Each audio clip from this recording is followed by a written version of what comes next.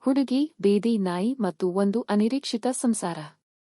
ಮಧ್ಯಮ ವರ್ಗದ ಕುಟುಂಬದಲ್ಲಿ ಹುಟ್ಟಿ ಬೆಳೆದ ಅನು, 21, ಅವಳ ಗಟ್ಟಿಯಾದ ಮನಸ್ಸು ಮತ್ತು ಅದೃಷ್ಟವನ್ನು ನಂಬಿದ ಹುಡುಗಿ. ಆದರೆ ಜೀವನದಲ್ಲಿ ತಾನಿರಿದದ್ದು ಕಷ್ಟದ ಹಾದಿ. ಕುಟುಂಬದಲ್ಲಿ ಪ್ರೀತಿಯ ಕೊರತೆಯಿಂದ, ಮನೆಯಲ್ಲಿ ಅನುಮಾನಾಸ್ಪದ ವಾತಾವರಣದಿಂದ ಬೇಸತ್ತು ಅವಳು ಎಲ್ಲವನ್ನೂ ಬಿಟ್ಟು ಬೀದಿಗಿಳಿಯುತ್ತಾಳೆ. ಅವಳಿಗೆ ಆಸರೆ ಎಂದರೆ ಓಡಾಡುವ ಬೀದಿ ನಾಯಿಗಳೇ. ಹಸಿವಾಗಿದ್ದರೂ ಅವುಗಳ ಜೊತೆ ತಿನ್ನುತ್ತಾ, ಸೋತರೂ ಅವುಗಳ ಜೊತೆ ನಗುತ್ತಾ ಅವಳ ಬದುಕು ಸಾಗುತ್ತದೆ. ಈ ಅವಸ್ಥೆಯಲ್ಲಿ ಅವಳಿಗೆ ಭೀಮಾ ಎಂಬ ಒಂದು ದೊಡ್ಡ, ಮೃದುವಾದ ಹೃದಯದ ಬೀದಿ ನಾಯಿ ಆಪ್ತನಾಗುತ್ತದೆ.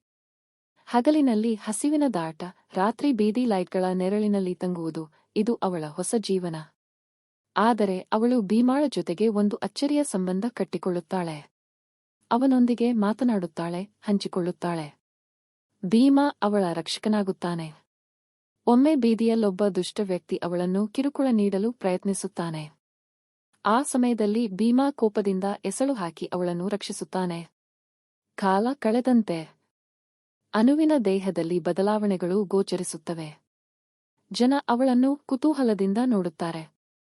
ಏಕೆಂದರೆ ಅವಳಿಗೆ ಗರ್ಭವಿದೆ. ಇಡೀ ಊರೇ ಈ ವಿಚಾರಕ್ಕೆ ಬೆರಗಾಗುತ್ತದೆ. ಇದು ಹೇಗೆ ಸಾಧ್ಯ? ಅವಳು ಯಾರೊಂದಿಗೆ ಸಂಬಂಧ ಇಟ್ಟುಕೊಂಡಳು? ಆದರೆ ಅವಳು ಯಾಕೋ ಸುಮ್ಮನಾಗಿರುತ್ತಾಳೆ. ಹಾಕಿದ ಪ್ರಶ್ನೆಗಳಿಗೆ ಉತ್ತರ ನೀಡದೆ ಅವಳು ಬಿಳಿ ಡ್ರೆಸ್ ಒಂದು ಧರಿಸಿ ತನ್ನ ಮೊದಲ ಮಗುವನ್ನು ಜನ್ಮ ಕೊಡುತ್ತಾಳೆ. ಮಗುವನ್ನು ನೋಡಿದ ಜನ ಬೆರಗಾಗುತ್ತಾರೆ. ಅದು ಅರ್ಹುತ ಶ್ವಾನ ಗುಣವನ್ನಿಟ್ಟುಕೊಂಡ ಮಗು. ಅದು ಮಾನವನ ಮುಖ ಹೊಂದಿದ್ದರೂ ಆಕಳಿದ್ದರೆ ನಾಯಿ ತರಹ. ಅನುವು ಭಯಪಟ್ಟು, ಆದರೆ ಮಗುವನ್ನು ತಬ್ಬಿಕೊಳ್ಳುತ್ತಾಳೆ. ಅದಕ್ಕೆ ಅಬ್ಬುವಿಯೇ ಎಂದು ಹೆಸರು ಇಡುತ್ತಾಳೆ. ನಂತರ ಅವಳಿಗೆ ಮತ್ತೊಂದು ಮಗು ಆಗುತ್ತದೆ. ಈ ಬಾರಿ ಅದು ಸಂಪೂರ್ಣ ಮಾನವ ಶಿಶು. ಚೇತು ಎಂದು ಹೆಸರು ಇಡುತ್ತಾರೆ. ಅವನ ಕುಟುಂಬ, ಅವಳ ದೈಹಿಕ ಬದಲಾವಣೆಗಳು ಮತ್ತು ಜನರ ವದಂತಿಗಳು. ಗ್ರಾಮದಲ್ಲಿ ಅನೇಕ ಜನ ಇದರ ಬಗ್ಗೆ ಚರ್ಚೆ ನಡೆಸುತ್ತಾರೆ. ಕೆಲವರು ಭಯಪಡುವರು, ಇನ್ನು ಕೆಲವರು ಅನು ದೇವಿಯ ಅವತಾರ ಅಂತ ಭಾವಿಸುವರು. ಆದರೆ ಅವಳ ಬದುಕು ನಿರ್ವಾಹ ಮಾಡುವುದು ತುಂಬಾ ಕಷ್ಟವಾಗುತ್ತದೆ. ಅವಳಿಗಿಂತಲೂ ಭುವಿ ಅತಿ ದೊಡ್ಡ ಪ್ರಶ್ನೆಯಾಗಿ ಪರಿಣಮಿಸುತ್ತಾನೆ. ಅವನ ತಂದೆ ಯಾರು ಎಂಬ ಪ್ರಶ್ನೆಗೆ ಉತ್ತರ ನೀಡದೆ ಅವಳು ತನ್ನ ಮಕ್ಕಳನ್ನು ಪೋಷಿಸುತ್ತಾಳೆ. ಕಾಲ ಕಳೆದಂತೆ ಚೇತು ಸಾಧಾರಣ ಮಾನವನಾಗಿ ಬೆಳೆಯುತ್ತಾನೆ.